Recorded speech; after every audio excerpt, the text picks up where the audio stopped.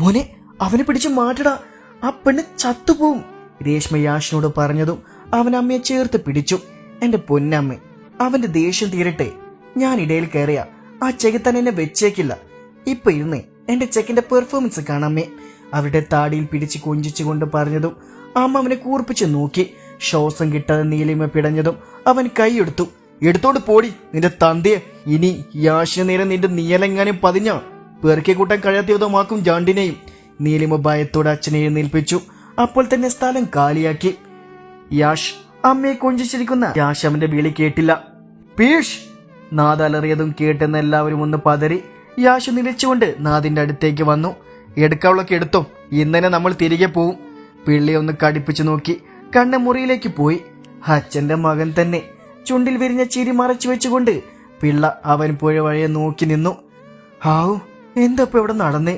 നെഞ്ചിൽ കൈ വെച്ച് മീനു പറഞ്ഞതും എല്ലാവരുടെയും ചുണ്ടിൽ ചിരി വിരിഞ്ഞു. ഏട്ടായി, എന്തായാലും എന്റെ സെലക്ഷൻ കൊള്ളാം. വലിയൊരു വയ്യാവേലി ഒഴിഞ്ഞു പോയല്ലോ. എല്ലാവരും ഓരോ വഴിക്ക് പോയി. പിള്ളയുടെ ചിന്തകൾ കാട് കയറി. ഒന്നും മിണ്ടാൻ നിൽക്കുന്ന അയാളെ കാണേ മക്കൾക്കെല്ലാം അതിശയം തോന്നി. എന്നാലും അവരൊന്നും ചോദിക്കാനും പറയാൻ നിന്നില്ല. യാഷ് റൂമിലേക്ക് ചെന്ന് കണ്ണിനെ കണ്ടില്ല. ബാത്റൂമിൽ നിന്ന് ശബ്ദം കേട്ടതും അവൻ ബെഡിലേക്ക് വീണു. പുറത്തിറങ്ങിയ കണ്ണൻ യാഷിനെ കണ്ടു. നീ വരുന്നില്ലേ? തന്നെ ചോദിച്ചിന് ഉത്തരമില്ലാതെ വന്നതും കണ്ണൻ തലയോർത്തി നോക്കിയതും കണ്ടു ഇമച്ചിമ്മ തന്നെ നോക്കി കിടക്കുന്നവനെ. യാഷ് തന്റെ കയ്യിലുള്ള തോർത്ത് അവന്റെ മുഖത്തേക്ക് എറിഞ്ഞു. കണ്ണൻ. യാഷ് ചാടി എണീറ്റു. കണ്ണന്റെ അടുത്തേക്ക് വന്നു. കണ്ണൻ എന്തോ പറയാൻ വന്നതും യാഷ് അവന്റെ ചുണ്ടിൽ കൈവച്ചു. യാഷിന്റെ ശ്രദ്ധ മുഴുവൻ അവന്റെ മുഖത്തായിരുന്നു. യാഷ് അവനെ തന്റെ ശരീരത്തിലേക്ക് അമർത്തി. കണ്ണൻ അവൻ അങ്ങനെ പൊക്കിയെടുത്ത് ബെഡിലേക്കും അവന്റെ മേലേക്ക് അമർന്നു. കണ്ണ, എന്ത് ദേഷ്യട നിനക്ക്? അത് പിന്നെ നിന്നെ പറഞ്ഞെനിക്ക് ദഹിക്കില്ല. കണ്ണൻ അവന്റെ ചുണ്ടിൽ നുള്ളിക്കൊണ്ട് പറഞ്ഞു. അയ്യടാ, എന്താ കൊഞ്ചല്? നാദിന്റെ മൂക്കിൽ പിടിച്ചുകൊണ്ട് യാഷ് പറഞ്ഞതും അവൻ കണ്ണു ചെമ്മി കാണിച്ചു. ശരിയാടാ, തന്നോട് മാത്രമുള്ള കൊഞ്ചലും പരിവുമെല്ലാം മറ്റുള്ളവരൊക്കെ ഓരോ ഭാവമാണ്. നാദൻ ചിരിയോട് യാഷ് ഓർത്തു. മോനെ കണ്ണപ്പ, കുറച്ച് ദിവസം കഴിയാതെ ഞാൻ വരില്ല എവിടെന്ന്. അച്ഛനമ്മയുടെയും പരാതിയൊക്കെ മാറട്ടെ, എന്നിട്ട് ഞാൻ വരുള്ളൂ. നീ ഇവിടെ നിന്നു, ഞാനങ്ങ് പൊക്കോളാം. അങ്ങനെ നീയും പോകുന്നില്ല, തിരക്കൊന്നില്ലല്ലോ. ഇനി കുറച്ച് ദിവസം നമ്മൾ മാത്രം മതി, വേറെ ഒന്നുമില്ല, കേട്ടല്ലോ? കണ്ണിന്റെ കൈകൾ യാഷിന്റെ ഷർട്ടിന്റെ ഉള്ളിലൂടെ അവൻ നഗ്നമായ വയറിൽ സ്ഥാനം പിടിച്ചു. മോനെ കണ്ണ, വെറുതെ നില ചെകുത്താൻ ഉണർത്തരുതു, അവന്റെ ചെവിയിൽ പറഞ്ഞുകൊണ്ട് യാഷ് അവിടെ നിന്ന് കടിച്ചു നുണഞ്ഞു. തൽഫലം കണ്ണന്റെ കൈ അവന്റെ വയറിൽ മുറുകി. പെട്ടെന്ന് കണ്ണൻ അവന്റെ ഷർട്ട് അയച്ചു മാറ്റിക്കൂടെ യാഷിന്റെയും. കണ്ണന്റെ അതിരം വീണ്ടും യാഷിന്റെ ചുണ്ടിൽ പതിഞ്ഞു. അവന്റെ ഉമിനീരിന്റെ തണുപ്പ് തന്റെ ചുണ്ടുകളിൽ പതിഞ്ഞതും യാഷിന്റെ കണ്ണുകൾ കൂമ്പിയടഞ്ഞു. ചുംബന നാവുകളിലേക്ക് ചേക്കേറിയതും രണ്ടുപേരും മത്സരിച്ച് ചുംബിച്ചുകൊണ്ടിരുന്നു. യാഷിന്റെ കൈകൾ കണ്ണന്റെ കഴുത്തിലും മുടിയിലുമായി അലഞ്ഞു നടന്നു. അല്പസമയം കഴിഞ്ഞതും കണ്ണൻ കിതച്ചുകൊണ്ട് അവന്റെ തോളിലേക്ക് ചാഞ്ഞു. രണ്ടുപേരും കിതപ്പടങ്ങിയതും അവർ പരസ്പരം നോക്കി അങ്ങനെ കിടന്നു. കണ്ണുകൾ അലയടിക്കുന്ന പ്രണയം കാണെ ഇരുടെ ശൈലും മറ്റെന്തിനോ വേണ്ടി കൊതിച്ചു. കണ്ണന്റെ കണ്ണുകളിലേക്ക് നോക്കിക്കൊണ്ട് ബാക്കിയുള്ള വസ്ത്രങ്ങളും രണ്ടുപേരിൽ നിന്നും യാഷ് അടർത്തി മാറ്റി. അവനെ ഒന്ന് തടയാൻ എതിർക്കാൻ കണ്ണൻ മുതിർന്നില്ല. പകരം ചുണ്ടിൽ കുസൃതി ചിരിയുമായി അങ്ങനെ കിടന്നു. ചുവന്നു വരുന്ന യാഷിന്റെ മുഖത്തേക്ക് തന്നെ ഇമച്ചിമ്മാതെ നോക്കിക്കിടന്നു കണ്ണൻ. കണ്ണ, യാഷ് അവനെ പതിയെ വിളിച്ചു. കണ്ണനവനെ പിരികം പൊക്കി ഉയർത്തി എന്താണെന്ന് ചോദിച്ചു. നിന്നെങ്ങനെ കണ്ടിട്ടില്ലേ? എനിക്ക് എന്തൊക്കെയോ ചെയ്യാൻ തോന്നുന്നു. അവന്റെ മൂക്കിൻ തുമ്പിൽ കടിച്ചുകൊണ്ട് യാഷ് പറഞ്ഞു. നീ ചെയ്തോടാ, അതിനല്ലേ ഞാനിങ്ങനെ കഷ്ടപ്പെട്ട് കിടക്കുന്നേ? ചിരിച്ചുകൊണ്ട് കണ്ണൻ പറഞ്ഞതും യാഷ് അവനിലേക്ക് അമർന്നു. ഇരുവിടെയും മാറിടങ്ങൾ തമ്മിൽ ഉരസിയതും അവൻ നിന്നും ഒരേങ്ങൽ പുറത്തേക്ക് വന്നു. യാഷിന്റെ ചുണ്ടുകൾ കണ്ണൻ മാറിലെ കറുത്ത മറിയനെ നുണഞ്ഞുകൊണ്ടിരുന്നു. കണ്ണുകൾ അടച്ചു കിടന്നു കണ്ണൻ. മതിവരോളം യാഷ് അവിടെ തന്റെ ചുണ്ടുകൾ കൊണ്ട് ചിത്രം വരച്ചു. പതിയെ പതിയെ ഇരു ശരീരങ്ങളും ചൂട് പിടിച്ചു. പ്രണയവും കാമവും നിറഞ്ഞു. അവർ ഒന്നായി പടർന്നു കയറി. ഒടുവിൽ ക്ഷീണത്തോടെ മയങ്ങിപ്പോയി. എന്താ ഒരു ആലോചന? കട്ടിലിരിക്കുന്ന പിള്ളയുടെ അടുത്തേക്ക് ദേവയാനി വന്ന് ചോദിച്ചു. അവനെ കണ്ടിട്ട് നിനക്ക് ആരെങ്കിലും ഓർമ്മ വരുന്നുണ്ടോ? പിള്ളേരുടെ മുഖത്തേക്ക് നോക്കി അവർ ഒന്ന് ചിരിച്ചു. അത്ര പെട്ടെന്ന് മറക്കാൻ പറ്റുമോ? എന്റെ ഊഹം ശരിയാണെങ്കിൽ അപ്പന്റെ മോൻ തന്നെ. അവന്റെ ദേഷ്യമൊക്കെ കൊച്ചിനെ നന്നായിട്ട് കിട്ടിയിട്ടുണ്ട്. വരട്ടെ, അവനിവിടെ ഉണ്ടല്ലോ, ചോദിച്ച് മനസ്സിലാക്കാം. അതും പറഞ്ഞ് പിള്ള കിടന്നു. അടുത്തു തന്നെ എന്തൊക്കെയോർത്ത് ഭാര്യ ദേവയാനിയും യാഷ് കുളിയൊക്കെ കഴിഞ്ഞു ഡ്രസ്സ് മാറി പുറത്തേക്കിറങ്ങി. സമയം വൈകിട്ട് 6 മണിയായിരുന്നു. ആരുടെയും അനക്കം കേൾക്കാത്തതും അവൻ അടുക്കളയിലേക്ക് പോയി. ഇവിടെ ആരുമില്ല അമ്മേ, അവൻ അല്പം ഉറക്കെ വിളിച്ച് ചോദിച്ചു. രേഷ്മ പുറത്തുനിന്ന് അകത്തേക്ക് വന്നു. ഇല്ലടാ, അമ്പലത്തിൽ പോയതാ, ഇനി നമ്മളെ ഉള്ളൂ. നീ അവനെ കൂടെ വിളിച്ച് വേഗം ഒരുങ്ങി വാ. എന്താമ്മേ വിശേഷിച്ച്? നിന്റെ അച്ചാച്ചന് എന്തൊക്കെയോ വഴിപാട് കഴിക്കാനുണ്ട്. അങ്ങേർക്ക് വയസ്സങ്കാലത്ത് ഒരു പണിയല്ലേ? ഇത് ചെക്ക, അങ്ങനെ പറയാൻ നിൽക്കണ്ട. നിന്റെയൊക്കെ നന്മയ്ക്ക് വേണ്ടിയാ ഓരോന്ന് ചെയ്യുന്നേ. കള്ളക്കിളവ് എന്തൊക്കെയോ മറക്കുന്നുണ്ട്. കണ്ടുപിടിക്കാൻ ഞാൻ എന്നിട്ട് ഇവിടെ ഒരു ഷോയും. അമ്മക്കൊന്നും അറിയില്ലെന്ന വിചാരം, യാശാലോചനയോടെ പറഞ്ഞു. നിന്റെ കാര്യം മാത്രം എന്താ അച്ഛൻ ഇത്ര വാശി എന്നറിയില്ല കുഞ്ഞ്. വ്യക്തമായ കാരണം ഉണ്ടാകും, അല്ലാതെ ഒരാളെ വേദനിപ്പിക്കില്ല. അമ്മ അത് പറഞ്ഞകത്തേക്ക് പോയി. ഒന്ന് തല കുടഞ്ഞുകൊണ്ട് യാഷ് റൂമിലേക്ക് കയറി. അവൻ വായും തുറന്ന് അങ്ങനെ നിന്നു. നീ എന്താടാ, എന്നെ കണ്ടിട്ടില്ലേ? ഇതിലും അപ്പുറം കണ്ടിട്ടുണ്ട്. ഈ കോളത്തിൽ ആദ്യല്ലേ? യാഷ് നാദിനെ പിന്നിലൂടെ പുണർന്നു. അടങ്ങി നിന്നാ നിനക്ക് അമ്പലത്തിൽ പോവാം, അല്ലെങ്കിൽ നേരത്തെ ബാക്കി ഇവിടെ കിടക്കും. എന്നാ പിന്നെ അത് നടക്കട്ടെ, അമ്പലത്തിൽ പിന്നെ പോവാം. യാഷ് ഇളിച്ചുകൊണ്ട് നാദിനെ ഒട്ടി നിന്നു. നാദ് അവനെ നോക്കി കണ്ണിരിട്ടി അവനെ പിടിച്ചു മാറ്റി തന്റെ മുടി ശരിയാക്കാൻ തുടങ്ങി. നീ നോക്കണ്ട, ഞാൻ താഴേക്ക് ഇറങ്ങിയപ്പോഴാണ് അമ്മ പറയുന്നത് കേൾക്കുന്നത്, അമ്പലത്തിൽ പോവാൻ. സോ ഇങ്ങോട്ട് തന്നെ കയറി വന്നു. അതും പറഞ്ഞ് നാദ് പുറത്തേക്ക് ഇറങ്ങി. അവരെ രണ്ടുപേരെ ഒരുമിച്ച് കണ്ടു. രേഷ്മയുടെ കണ്ണുകൾ വിടർന്നു. അവരെ രണ്ടുപേരെയും ചേർത്ത് പിടിച്ചു, തന്റെ പ്രകടിപ്പിച്ചു. അമ്പലത്തിലേക്ക് പോയി. അവിടെ ചെന്ന് വഴിപാടുകളെല്ലാം കഴിഞ്ഞു. രാത്രിയോട് കൂടെ മടങ്ങി വന്നു. എല്ലാവരും ഭക്ഷണമെല്ലാം കഴിച്ചു കഴിഞ്ഞു. എല്ലാവരും ഓരോ വഴിക്ക് പിരിഞ്ഞു. മുകളിലെ ഹാളിലെ സോഫയിൽ ഇരിക്കുവാണ് നാദ്. അവന്റെ മടിയിൽ യാഷ് കിടക്കുന്നുണ്ട്. കണ്ണാ, യാഷ് വിളിച്ചതും അവൻ തന്റെ കയ്യിലുള്ള ഫോൺ മാറ്റിവെച്ച് അവനെ നോക്കി. നമുക്കിവിടെ സെറ്റായാലോ? അവനെ ഒന്ന് ഇടം കണ്ണിട്ട് നോക്കി യാഷ് പറഞ്ഞതും നാദിന്റെ കണ്ണുകളൊന്ന് ചുരുങ്ങി. എന്താ, നിനക്ക് എന്റെ കൂടെ വരാൻ മേലേ? അവന്റെ ശബ്ദത്തിലെ മാറ്റം യാഷ് തിരിച്ചറിഞ്ഞു. അങ്ങനെയല്ല, നമുക്ക് വേണമെങ്കിൽ കേരളത്തിൽ നമ്മുടെ ബിസിനസ് തുടങ്ങാലോ. നീ വരുന്നില്ലെങ്കിൽ വരണ്ട, എനിക്ക് പോയേ പറ്റൂ. ഞാൻ പോവും. നാദ് വീണ്ടും ഫോണിലേക്ക് നോക്കിയിരുന്നു. അങ്ങനെ ഞാനില്ലാതെ നീ പോകുന്ന കാണണം. ഞാൻ ആർക്കും എഴുതി കൊടുത്തിട്ടില്ല എങ്ങോട്ട് പോകുമ്പോൾ നിന്നെ കെട്ടിയെടുക്കുമെന്ന്. അതേ നാണയത്തിൽ നാദ് തിരിച്ചടിച്ചതും യാഷ് പതറി. എന്നാ നീ അങ്ങോട്ട് പോടാ, അവന്റെ അമ്മയുടെ. ബാക്കി പറയാതെ അവൻ എണീറ്റ് പോയി. യാഷ് റൂമിലേക്ക് കയറി. കുറച്ചു കഴിഞ്ഞിട്ടും നാദിനെ കാണാത്തതും അവൻ പതിയെ പുറത്തേക്ക് തലയിട്ട് നോക്കി. ഇപ്പോഴും നാദ് ഫോണിൽ തന്നെയാണ്. ആരാ ഈ നാറിക്ക് ഫോൺ മേടിച്ചു കൊടുത്ത്? പിള്ളേർ അവന്റെ ഫോൺ വെള്ളത്തിലിട്ടപ്പോ എനിക്കായിരുന്നു സന്തോഷം. ഏത് സമയത്തും അത് തലകുത്തി നിന്നോളും. യാഷ് ഓരോന്ന് പെറുപെറുത്തു.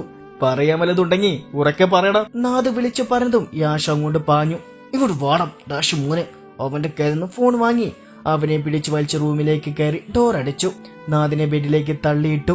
യാഷ് അവന്റെ മേലേക്ക് വീണു. എന്തോ പറയുമെന്ന കണ്ണന്റെ വായ പൊത്തിപ്പിടിച്ചുകൊണ്ട് അവനിലേക്ക് ഒന്നുകൂടെ ചേർന്ന് കിടന്നു.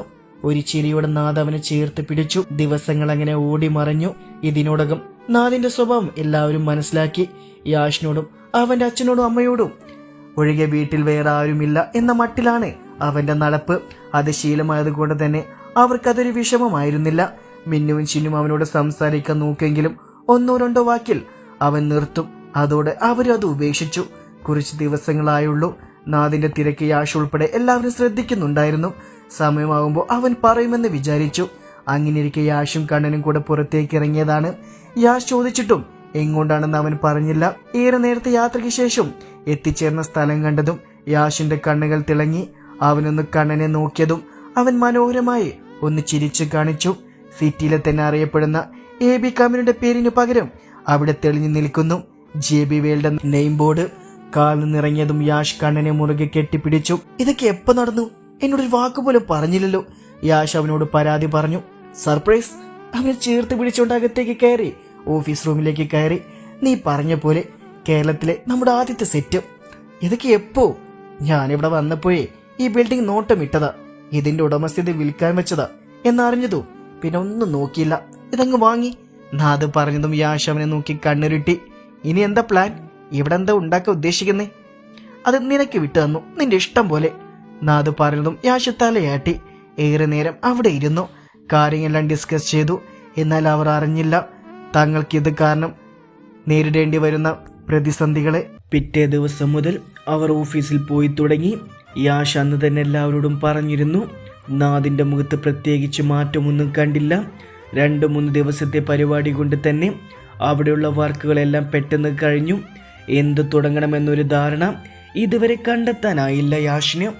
കേരളത്തിൽ എന്തു തുടങ്ങും എന്നതിനെക്കുറിച്ച് അവനൊരു ഐഡിയയും കിട്ടിയില്ല. അവസാനം നാദിനോട് തന്നെ തീരുമാനിച്ചോളം പറഞ്ഞു. ഇത്ര ദിവസം അവിടെ നിന്നതുകൊണ്ട് ഇവിടെ നടക്കുന്ന ഏറെക്കുറെ കാര്യങ്ങൾ കണ്ണന് മനസ്സിലായിരുന്നു. സംരംഭം തുടങ്ങുന്നതിന് മുമ്പ് തന്നെ അവിടെ ജോലിക്കാരെ നിയമിക്കുന്നതിനെ കുറിച്ചാണ് അവൻ ആദ്യം പറഞ്ഞത്. മുന്നേയുള്ള കമ്പനി വലിയൊരു ഷോപ്പിംഗ് മാൾ തുടങ്ങാനാണ് ബിൽഡിംഗ് കെട്ടിയിരുന്നത്. എന്നാൽ പിന്നീട് അതവർ വേണ്ടെന്ന് വെച്ചു. അവിടെ കാലങ്ങളായി സെക്യൂരിറ്റിയായി നിന്നിരുന്ന ഒരാൾക്ക് തന്നെ ഇപ്പോഴത്തെ ഡ്യൂട്ടി നൽകി. എന്നാൽ അത് തന്നെ തുടങ്ങാമെന്ന് യാഷും പറഞ്ഞതോടെ പിന്നീട് കാര്യങ്ങളെല്ലാം വേഗത്തിൽ നീങ്ങി. അത്യാവശ്യം വലിയൊരു ഷോപ്പിംഗ് മാൾ തന്നെ അവർ ഒരുക്കാൻ തയ്യാറായി. 1 മാസം പെട്ടെന്നാണ് പോയത്. അതിൻ്റെ എല്ലാ പണികളും തീർത്തിരുന്നു. ഇതിൽ നിന്ന് തന്നെ യാഷിൻ്റെ വീട്ടുകാർക്ക് കണ്ണൻ്റെ വർക്കും അവൻ്റെ പദവിയുമെല്ലാം മനസ്സിലായിരുന്നു. കാരണം അത്രയും ചുരുങ്ങിയ നാൾ കൊണ്ട് അവനതെല്ലാം ചെയ്തു തീർത്തു. ആ മാളിനുള്ളിൽ ഇല്ലാത്തതൊന്നുമില്ലായിരുന്നു. Dressing section, education centre, clinic, അങ്ങനെ നീണ്ടു പോകുന്നു. അടുത്ത ഘട്ടമെന്ന് പറയുന്നത് അവർക്ക് വിശ്വസിച്ചേൽപ്പിക്കാൻ പറ്റുന്ന കുറച്ച് ആളുകളെ വേണമായിരുന്നു. താൽക്കാലികമായി അവരുടെ ജോലികളെല്ലാം തുടങ്ങാൻ വേണ്ടി രേഷ്മയുടെ അകന്ത ബന്ധത്തിലുള്ള ഒരു ചെറുക്കനെ അവർക്ക് കിട്ടി. ധനേഷ് ആളൊരു പാവമാണ്. അവൻ്റെ കൂടെ പഠിച്ചിട്ടും ഇതുവരെ എങ്ങും എത്താതെ പോയ കുറച്ച് കൂട്ടുകാരെയും കിട്ടി. അവരുടെ നേതൃത്വത്തിൽ ഓരോ വിഭാഗങ്ങളിലേക്കുള്ള ആളുകളെ സെലക്ഷൻ തുടങ്ങി. യാഷ്, ഞാൻ നാളെ മുംബൈ വരെ ഒന്ന് പോകും. എന്താ പെട്ടെന്ന്? കുറച്ച് കാര്യങ്ങൾ ചെയ്യാനുണ്ട്. പിന്നെ അവിടുത്തെ ഓഫീസ് ഇങ്ങോട്ട് മാറ്റിയല്ലോന്നാ കണ്ണൻ പറഞ്ഞതും യാഷ് അവനെ വീഴ്ച നോക്കി. എന്താടാ നോക്കുന്നത്? നിന്റെ നാട് കൊള്ളം കേട്ടു, ഒരു പുരോഗമനമില്ലല്ലോ. കണ്ണൻ അതും പറഞ്ഞ് അവൻ്റെ അടുത്ത് വന്നിരുന്നു. നീ പിന്നെ സായിപ്പിൻ്റെ മോനാണല്ലോ. യാഷ് അവൻ്റെ ചുണ്ടിൽ ചുട്ടിക്കൊണ്ട് പറഞ്ഞു. സായിപ്പിൻ്റെ മകനല്ലെങ്കിൽ ജനിച്ചുള്ള നാടുകൊള്ളാം. യാഷിൻ്റെ കവിളിൽ പിച്ചിക്കൊണ്ട് നാദ് പറഞ്ഞു. അത് നീ പറഞ്ഞോട് ഞാൻ യോജിക്കുന്നു. ഒരു വിഭാഗം ആളുകൾ എപ്പോഴും താഴ്ത്തട്ടിൽ തന്നെ, ക്യാഷ് ഉള്ളവർ മാത്രം ജീവിച്ചു പോകുന്നു. എത്ര കുട്ടികളെ പഠിപ്പ് കഴിഞ്ഞ് വെറുതെ ഇരിക്കുന്നു. ജോലിക്ക് പോയ അവന്മാർക്കൊക്കെ വേണ്ടത് എക്സ്പീരിയൻസ്. ഈ പെണ്ണുങ്ങൾ ആദ്യം ജോലി കൊടുത്താലേ എക്സ്പീരിയൻസ് ഉണ്ടാകുകയുള്ളൂ. പാവം യാഷ് ഒരു അവസരം കിട്ടിയപ്പോൾ കത്തിക്കയറുവാണ്. എടാ യാഷ്, അങ്ങനെയാണെങ്കിൽ നമുക്ക് അവരിൽ നിന്ന് തുടങ്ങിയാലോ? യാഷ് മനസ്സിലാവാതെ കണ്ണനെ നോക്കി. ഫ്രഷേഴ്സ് മതി നമ്മുടെ മാളിലും. അതും ഉയർന്ന വിദ്യാഭ്യാസം വേണമെന്നില്ല. വരുന്നവൻ്റെ കുടുംബം മാത്രം നോക്കാം. കണ്ണൻ ആലോചനയോടെ പറഞ്ഞതും യാഷിനെന്തോ നല്ലതാണെന്ന് തോന്നി. നമുക്ക് ജീവിക്കാനുള്ളതൊക്കെ നമ്മുടെ കയ്യിലുണ്ട്. കുറെ കൂട്ടിവെച്ചിട്ട് എന്താ കാര്യം? ആർക്കെങ്കിലും ഉപകാരപ്പെടട്ടെ. എടാ കള്ള, നിന്നെപ്പോലെ ഒരു 10 പേരെ അവിടെ നിന്ന് ഇറക്കിയാൽ തന്നെ നമ്മുടെ നാടിന്ന് പച്ച പിടിച്ചാലോ? യാഷ് അവനെ കളിയാക്കിക്കൊണ്ടിരുന്നു. കണ്ണൻ അവനെ രൂക്ഷമായി ഒന്ന് നോക്കി. എണീക്കാൻ പോയത് യാഷ് അവനെ വലിച്ചു. ബെഡിലേക്ക് അവൻ്റെ മീലേക്ക് അമർന്നു. രാവിലെ എഴുന്നേറ്റ കണ്ണൻ അവൻ്റെ നെറ്റിലൊന്ന് മുത്തിക്കൊണ്ട് പുതപ്പൊന്നുകൂടെ അവൻ്റെ മേലേക്കിട്ട് താഴേക്കിറങ്ങി. അച്ഛനമ്മയും മാത്രം എണീറ്റുള്ളൂ. അവരോട് മുംബൈ പോകുന്ന കാര്യം പറഞ്ഞ് അവൻ ഇറങ്ങി. അച്ഛാ, നീലിമ വിളിച്ചതും രവി അവളൊന്ന് നോക്കി. എന്താ അച്ഛൻ്റെ തീരുമാനം? അല്പം കടിപ്പിച്ച് ചോദിച്ചു. ഒന്നടങ്ങുമോളെ, അവസരം വരും. ആ സമയം വേണം നമ്മൾ ഇറങ്ങാൻ. ആ ചെക്കൻ നിസ്സാരക്കനെന്ന് മനസ്സിലായില്ലേ? ജദുനാഥ്. നീലിമ അവൻ്റെ പേര് ഉരുവിട്ടുകൊണ്ടിരുന്നു. വിടില്ല. ആരെ കൊന്നിട്ടാണെങ്കിലും അവൻ ആ പീഷ്, അവനെ ഞാൻ സ്വന്തമാക്കും. ഒരു പ്രാവശ്യെങ്കിലും. അതും പറഞ്ഞവൾ അകത്തേക്ക് കയറിപ്പോയി. അവൾ പോയ വഴിയെ നോക്കി. രവി തൻ്റെ ഫോൺ എടുത്ത് ആരെയോ വിളിച്ചു. ഓഫീസിലേക്ക് പോയി കാര്യങ്ങളെല്ലാം പറഞ്ഞ് സെറ്റാക്കി യാഷ്. കണ്ണൻ പറഞ്ഞതുപോലെ ജോലിക്കാരെയും മറ്റും തിരഞ്ഞെടുക്കുമ്പോൾ ശ്രദ്ധിക്കേണ്ട കാര്യങ്ങളും പറഞ്ഞു കൊടുത്തു. വൈകിട്ട് അവൻ വീട്ടിലേക്ക് മടങ്ങി. കണ്ണനില്ലാത്തത് കൊണ്ടുള്ള അവൻ്റെ മാറ്റം നോക്കിക്കാണുമായിരുന്നു വീട്ടിലുള്ളവരെല്ലാം. അവർ തമ്മിലുള്ള സ്നേഹത്തിൻ്റെ ആയം എല്ലാവർക്കും പിടികിട്ടി. കിട്ടുന്ന സമയങ്ങളെല്ലാം കണ്ണൻ അവനെ വിളിച്ചുകൊണ്ടിരുന്നു. സന്ധ്യ ആവാറായതും അമ്പലത്തിൽ പോയ മീനുവും ചിന്നുവിനെയും കാണാത്തതും അവരിൽ ചെറിയ ഭയം ഉണർത്തി. യാഷ് അമ്പലത്തിലേക്ക് പോയി. ആളുകളെല്ലാം ഒഴിഞ്ഞു പോയിരുന്നു. അവൻ അമ്പലത്തിൽ നിന്ന് ചുറ്റുമൊന്ന് നടന്നു. പെട്ടെന്ന് സൈഡിൽ നിന്നൊരു ശബ്ദം കേട്ടതും അവൻ അങ്ങോട്ടേക്ക് ഓടി. മീനുവിൻ്റെ മേലേക്ക് അമരാൻ നോക്കുന്ന ഒരാൾ. യാഷ് പാഞ്ഞു വന്ന് അവനെ ചവിട്ടി വീഴ്ത്തി. മീനുവിനെ വലിച്ചു നെഞ്ചോട് ചേർത്തു. മീനു അലറിക്കരഞ്ഞുകൊണ്ട് അവനെ ചുറ്റിപ്പിടിച്ചു. ദേഷ്യം കൊണ്ട് വലിഞ്ഞു മുറുകി ചുവന്ന് തുടുത്ത് നിൽക്കുന്ന യാഷിനെ കാണി ഒരു വേള എല്ലാവരും ഭയന്നു. പിന്നീട് അവൻ്റെ പൈശാചിക രൂപം പുറത്തെടുക്കുമായിരുന്നു. അടികിട്ടിയവന്മാർക്ക് ജീവനുണ്ടെന്ന് പോലും സംശയമാണ്. മീനു ആകെ തറഞ്ഞു പോയി. ഒരു കുസൃതി ചിരിയോടെ തങ്ങൾക്കിടയിൽ നടക്കുന്നവൻ്റെ മറ്റൊരു മുഖം അവൾക്കറിയുകയായിരുന്നു. ചിന്നയോടടി. യാഷ് അലർന്ന് മീനെ ഞെട്ടിക്കൊണ്ട് അവനെ നോക്കി. അത് പിന്നെ അവള് വിക്കി എവിടെന്ന് അവൻ്റെ സ്വരമുയർന്നതും മീനു എന്ത് ചെയ്യണമെന്നറിയാതെ നിന്നു. മീനു എന്തോ പറയാൻ നിന്നത് കണ്ടു ഓടിപ്പിടഞ്ഞു വരുന്ന ചിന്നുവിനെ ആകെ ആടിയുലഞ്ഞു വരുന്ന അവളെ കണ്ടതും യാഷ് സംശയത്തോടെ നോക്കി നിന്നു. മീനു പേടി കൊണ്ട് വിറച്ചു. യാഷിൻ്റെ കണ്ണുകൾ ചിന്നു വന്ന ദിശയിലേക്ക് പോയതും കണ്ടു. അവിടുന്ന് തെന്നി മറഞ്ഞൊരു പുരുഷ രൂപത്തെ. ചിന്നു അവൻ്റെ അടുത്തെത്തിയതും മുഖമടച്ചൊരടിയായിരുന്നു അവൾക്ക് കിട്ടിയത്. കവളിൽ കൈവച്ച് യാഷിനെ നോക്കിയത് അവൾ ഭയം കൊണ്ട് വിറച്ചു. അവൻ്റെ മുഖഭാവം കണ്ടിട്ട് ഒന്നും പറയാതെ അവൻ രണ്ടുപേരുടെയും കൈകൾ പിടിച്ചുകൊണ്ട് മുന്നോട്ട് നടന്നു. ഒന്ന് തിരിഞ്ഞു നോക്കിയ മീനു കാണുന്നതും കയ്യിലൊരു കത്തിയുമായി തങ്ങൾക്കരികിലേക്ക് വരുന്ന ഒരാളെയാണ്. ചേട്ടായി അവൾ ഉറക്കെ വിളിച്ചതും യാഷ് അവളെ മുഖത്തേക്ക് നോക്കി. അവൾ തിരിഞ്ഞു നോക്കുന്നത് കണ്ടതും യാഷിൻ്റെ പുറകിലേക്ക് നോക്കിയതും അമ്മ. യാഷിൻ്റെ അലർച്ച അവിടെ മുഴങ്ങി. വയറിലേക്ക് കുത്തിക്കയറിയ കത്തി യാഷ് വലിച്ചൂരി. അവിടെ നിന്ന് വരുന്ന ചോര കണ്ടതും മീനും ചിന്നും കരയാൻ തുടങ്ങി. യാഷിൻ്റെ ഒരു നോട്ടത്തിൽ വായിൽ കൈവച്ചവർ കരച്ചിലടക്കി. പച്ചറ്റ് പിന്നിൽ നിന്ന് കുത്തുന്നു. ആ കത്തി വെച്ചവൻ്റെ കഴുത്തിലേക്ക് കത്തി കുത്തിയിറക്കി. അവരുടെ കൂടെ വന്നവർ തരിച്ചു നിന്നു. അവൽ നിന്ന് അങ്ങനെ ഒരു നീക്കം ആരും പ്രതീക്ഷിച്ചില്ല. അഴിഞ്ഞു വീഴാറായ മുണ്ട് മടക്കി കുത്തി അവൻ ആ കത്തി കൊണ്ട് കൂടെയുള്ളവരെല്ലാം വകവരുത്തി. അപ്പോഴേക്കും മീനു അവിടെ നിന്ന് ഓടിക്കരഞ്ഞു വിളിച്ച് കിതച്ചു കൊണ്ടുവരുന്ന അവളെ കണ്ട് അജിത്ത് എണീറ്റ് പുറത്തേക്ക് ചെന്നു. എന്താ മോളെ, എന്തു പറ്റി? അജിത്ത് അപ്പോഴേക്കും ആദ്യത്തിനും പുറത്തേക്ക് വന്നു. അവൾക്ക് എന്ത് പറയണമെന്നറിയാതെ കുഴങ്ങി. അവസാനം രണ്ടുപേരുടെയും കൈകൾ പിടിച്ചുകൊണ്ട് അവൾ തിരിഞ്ഞോടി. കാര്യമായി എന്തോ പറ്റിയെന്ന് മനസ്സിലായത് ആദിത്യൻ പാഞ്ഞു പോയി. അങ്ങോട്ട് ചെന്ന് അജിത്ത് തറഞ്ഞു നിന്നു. ചിന്നുവിൻ്റെ മടിയിൽ കിടക്കുന്ന യാഷ് അവൻ്റെ കണ്ണുകൾ അടഞ്ഞു പോകുന്നു. അജിത്തിനെ കണ്ടതും ചിന്നു അലറി, വലിച്ചു ചെറിച്ച ഓടിവ ഏട്ടൻ. അജിത്തും ആദിത്യനും കൂടെ അവനെ താങ്ങി പിടിച്ചു. അപ്പോഴേക്കും ചിന്നു വീട്ടിലേക്കോടി. അച്ഛ വേഗം വണ്ടിയെടുക്ക്. പുറത്തുനിന്ന് അവൾ വിളിച്ചു പറഞ്ഞതും അജയൻ പുറത്തേക്കിറങ്ങി. എന്താ മോളെ? ഇരുട്ട് വീണിരുന്നു. അച്ഛ വേഗം വണ്ടി എടുക്ക അച്ഛ, ഏട്ടന് വയ്യ. അച്ഛൻ ഓടിപ്പോയി കാറിൻ്റെ ചാവി എടുത്ത് പുറത്തേക്ക് പാഞ്ഞു.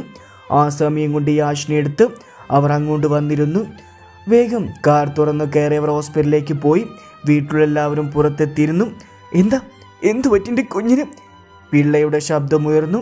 മീന് കരഞ്ഞുകൊണ്ട് അമ്പലത്തിൽ നടന്ന കാര്യങ്ങൾ പറഞ്ഞു. ഈശ്വര, എൻ്റെ കുഞ്ഞിനൊന്നും പറ്റരുത്. ദേവയാനമ്മ നെഞ്ചിൽ കൈവച്ചു. രേഷ്മിയാകെ തളർന്നു പോയി. അവർക്ക് അവനെ കണ്ടേ മതിയാകൂ എന്നായി. ഭാസ്കര, പിള്ളുറക്കെ വിളിച്ചതും ഡ്രൈവർ ഓടി വന്നു.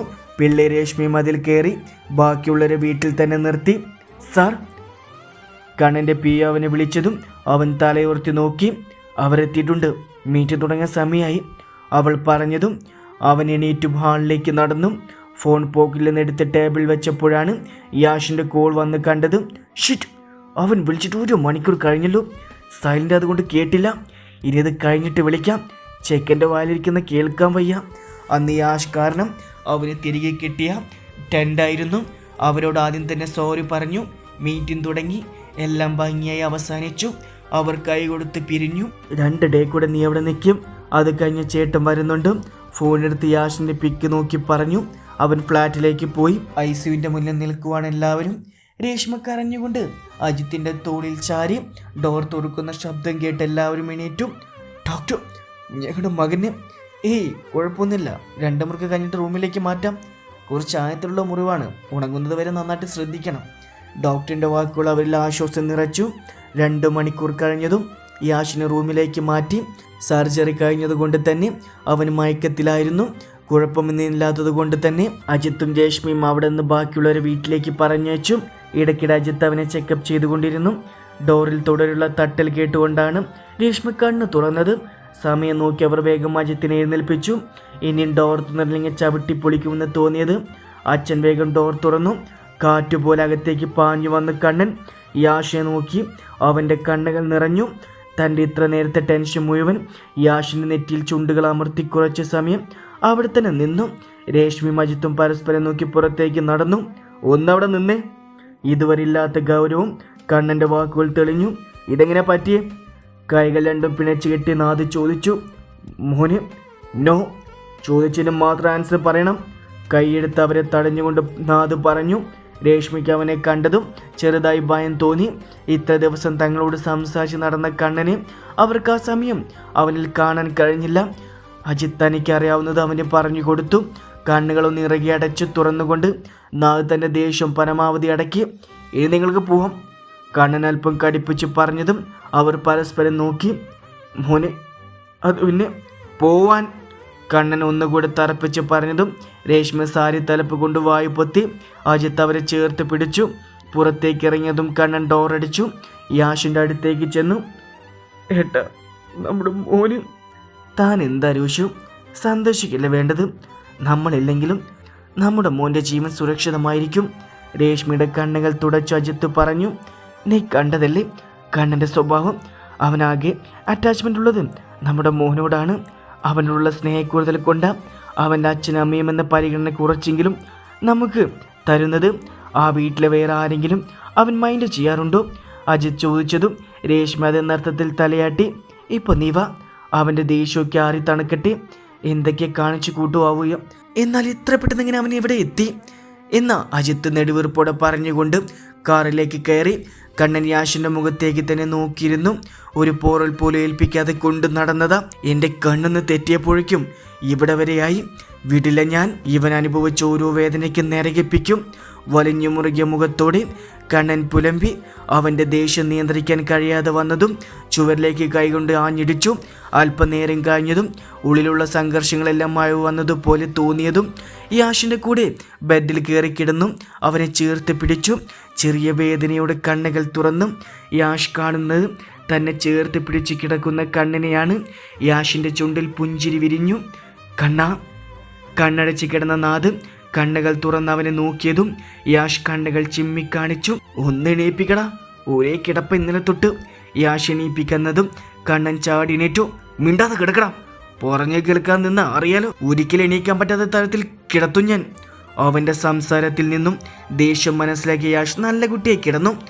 ആരുടെ മോനെ കെട്ടിയ ഡാഷ് മോന് നീ ആ സാഹസം കാണിച്ചത്? കണ്ണ ഒന്ന് പറയട്ടടാ. വേണ്ട, മിണ്ടരുത് നീ. അവൻ്റെ അമ്മൂമ്മയുടെ ഇതിന് പിന്നിൽ ഏത് മാറ്റവനാണെന്ന് അറിയട്ടെ ഞാൻ. എൻ്റെ പൊന്ന് കണ്ണ, നീ ഒന്ന് അടങ്ങ്. മനുഷ്യവിടെ ആകെ ചെറിഞ്ഞ് നിൽക്കുക. യാഷ് അവൻ്റെ ശബ്ദം അല്പം ഊർന്നതും സ്വിച്ച് ഇളകി അവനൊന്ന് പിടഞ്ഞു. പീഷ്, നിന്നോടെല്ലാം മോനെ അടങ്ങി കിടക്കാൻ പറഞ്ഞ്. യാഷ് കണ്ണുകൾ ഇറങ്ങി അടച്ചു. ചെവി പൊത്തി പിടിച്ചു. നാദി, ഹോസ്പിറ്റൽ എല്ലാവരും ഇപ്പോൾ ഇങ്ങ് വരും, നിന്റെ അലർച്ച കേട്ടും പറഞ്ഞുകൊണ്ട് യാഷ് ഇനി ഒന്നും കേൾക്കാൻ ത്രാണിയില്ലാത്ത പോലെ കിടന്നു.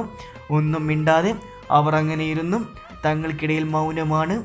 ഈ അവസരത്തിൽ നല്ലതെന്ന് അറിഞ്ഞുകൊണ്ട് തന്നെ അല്പസമയം കഴിഞ്ഞ് ഒരു നേഴ്സ് വന്നതും കണ്ണൻ പുറത്തേക്കിറങ്ങി തൻ്റെ ഫോൺ എടുത്ത് ആരെയോ വിളിച്ചു. തൻ്റെ പണി കഴിഞ്ഞിറങ്ങിപ്പോയ നേഴ്സ് കണ്ണിന് നോക്കാൻ മറന്നില്ല. കണ്ണൻ നേരെ ചെന്നത് ഡോക്ടറിൻ്റെ ക്യാബിനിലേക്കാണ്. കുഴപ്പമൊന്നുമില്ലാത്ത സ്ഥിതിക്ക് ടാബ്ലറ്റ്സും റെസ്റ്റ് എടുക്കാനും പറഞ്ഞുകൊണ്ട് അവനെ ഡിസ്ചാർജ് ചെയ്തു. ഇടയ്ക്ക് ഭക്ഷണം വന്നതും കണ്ണൻ തന്നെ യാഷിന് വാരി കൊടുത്തു. കൂടെ അവനും കഴിച്ചു.